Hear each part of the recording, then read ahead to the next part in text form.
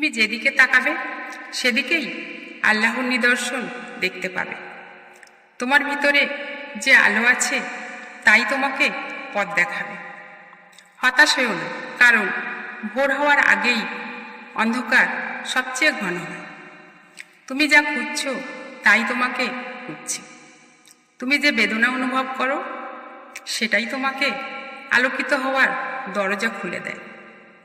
হৃদয়ের দরজা খোলা থাকলে তবেই সত্য প্রবেশ করতে পারে। শব্দে নয়, নীরবতায় মানুষ বেশি পরিপূর্ণ হয়।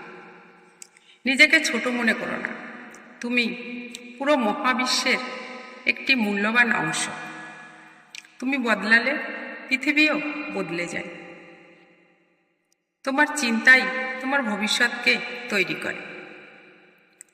মানুষের সুন্দরতা তার কথায় ও হৃদয়ের পবিত্রতায় থাকে। তোমার ক্ষতই তোমার আলোর জানালা।